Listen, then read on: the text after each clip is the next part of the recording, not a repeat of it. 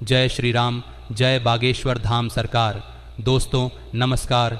दोस्तों आशा करता हूं कि आप बहुत ही सुखी, संपन्न और समृद्ध होंगे। आज के इस वीडियो में मैं आपको शत्रु नाश का एक बहुत ही सरल और प्रभावी उपाय बताने जा रहा हूं।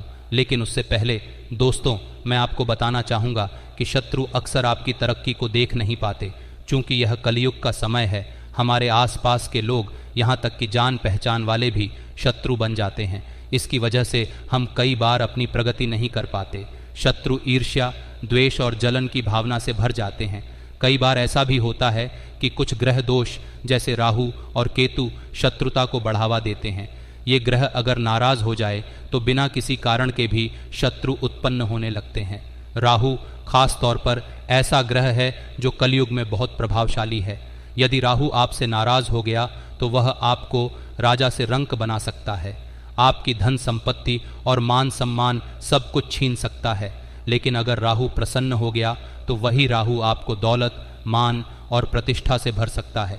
इस वीडियो में मैं आपको राहु के द्वारा शत्रु नाश का उपाय बताने जा रहा हूँ। यह उपाय इतना प्रभावी है कि आपके 1000 शत्रु भी आपके जीवन में कोई उथल पुथल नहीं मचा पाएंगे। आप जो सफलता प्राप्त कर रहे थे वह निश्चित रूप से मिलती रहेगी, और यदि सफलता अब तक नहीं मिल रही थी तो वह भी मिलने लगेगी। दोस्तों इससे पहले मेरा आपसे हाथ जोड़कर निवेदन है कि यदि आपने इस वीडियो को अभी तक लाइक नहीं किया है तो कृपया लाइक ज़रूर करें। साथ ही कमेंट बॉक्स में जय श्री राम और जय बागेश्वर धाम सरकार ज़रूर लिखें। अगर आप बागेश्वर धाम सरकार का आशीर्वाद प्राप्त करना चाहते हैं तो इस वीडियो में जय श्री राम, जय बागेश्वर धाम सरकार अवश्य लिखें। भविष्य में उनकी कृपा आप पर अवश्य होगी। दोस्तों यदि आप पहली बार इस चैनल को देख रहे हैं तो कृपया इस चैनल को सब्सक्राइब कर लें और बेल आइकन ज़रूर दबाएं ताकि हमारी आने वाली सभी वीडियो सबसे पहले आप तक पहुंच सके। अब बात करते हैं राहु को खुश करने के उपाय की। दोस्तों राहु को प्रसन्न करने के लिए आप रविवार, शनिवार, बुधवार या अमावस्या के दिन उपाय कर सकते हैं। खासकर अगर बुधवार और अमावस्या एक ही दिन पड़ें तो यह उपाय और भी अधिक प्रभावी हो जाता है।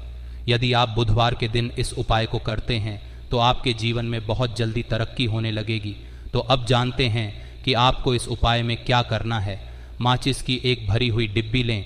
यह माचिस की डिब्बी बाजार से नई होनी चाहिए। काम में ली हुई माचिस की डिब्बी का प्रयोग न करें। माचिस की डिब्बी को खास तौर पर राहु को खुश करने के लिए इस्तेमाल किया जाता है। बिना लाइन वाला कागज़ लें। 1 इंच लंबा और 2 इंच चौड़ा सफ़ेद कागज़ लें। उस कागज़ पर अपने शत्रु का नाम लिखें। ध्यान रहे कि नाम लिखने के लिए आपको दक्षिण दिशा की ओर मुंह करके बैठना होगा। आगे की प्रक्रिया इस उपाय को सफल बनाने में महत्वपूर्ण है। पूरा ध्यान और श्रद्धा के साथ इसे करें। बुधवार के दिन इस उपाय को करना है। बुधवार की शाम को यह उपाय करना है। सूर्यास्त से पहले आपको दक्षिण दिशा में मुख करके बैठना होगा। एक आसन लगाइए और काले रंग का पेन, मार्कर, स्केच पेन या काजल का उपयोग कीजिए। ध्यान रहे नाम लिखने के लिए केवल काले रंग का ही उपयोग करें। अब आपको बिना लाइन वाला सफ़ेद कागज़ लेना है। इस पर अपने शत्रु का नाम लिखें। अगर आपके शत्रु की संख्या 3 या 4 है तो उनके नाम स्पष्ट रूप से लिखें। अगर शत्रु का नाम पता नहीं है या वह गुप्त शत्रु है तो केवल शत्रु लिखें। गुप्त शत्रु की स्थिति में कई बार ऐसा होता है कि हमें शत्रु का नाम पता नहीं होता।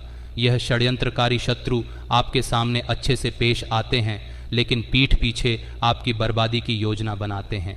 ये शत्रु आपकी प्रॉपर्टी, मान सम्मान या परिवार को हानि पहुंचाने का प्रयास कर सकते हैं। ऐसे शत्रुओं के लिए यह उपाय बहुत प्रभावी है। अगर आपको शत्रु का नाम पता है तो 4 नाम तक लिख सकते हैं। 4 से अधिक शत्रु होने पर केवल शत्रु लिखें। अब आपने शत्रु का नाम या शत्रु काले रंग से लिख लिया। अगले चरण में आपको इसे माचिस की डिब्बी में रखना है। इसके लिए एक नई और उपयोग न की गई माचिस की डी।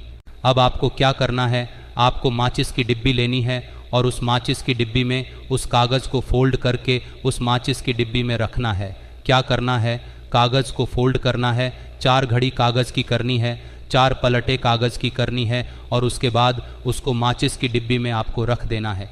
फोल्ड करके रख दे तो सबसे ही बढ़िया रहेगा और आप 24 घंटे तक अपने पास रखें। अब माचिस को क्या करना है, आपको 24 घंटे तक अपने आप को पास रखना है।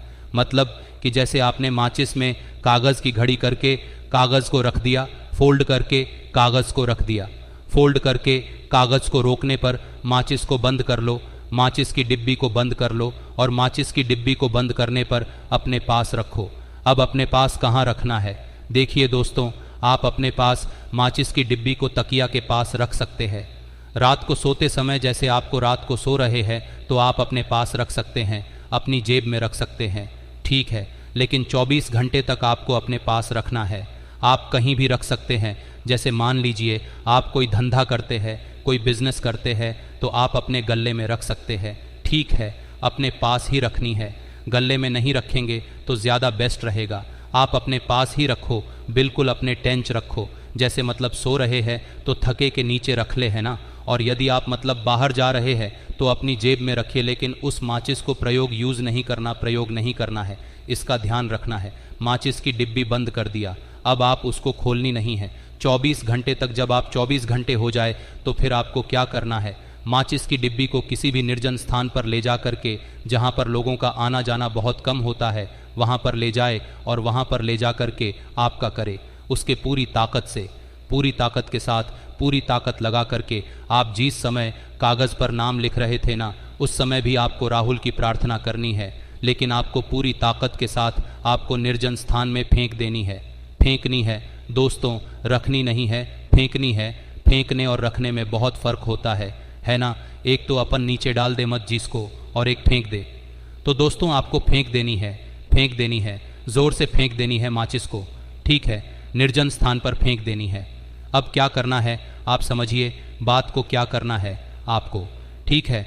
तो निर्जन स्थान पर जब आप फेंक देंगे और आपको जिस समय कागज़ पर नाम लिख रहे थे उस समय आपको राहुल से प्रार्थना करनी है कि आप धन, अगर धन दौलत चाहते हैं तो वो भी आपको प्रार्थना कर सकते हैं। जैसे मान लीजिए आपको धन दौलत चाहिए तो प्रार्थना कर सकते हैं, संपत्ति चाहते हैं तो प्रार्थना कर सकते हैं, और शत्रु की नाश के लिए तो आपको प्रार्थना करनी ही है।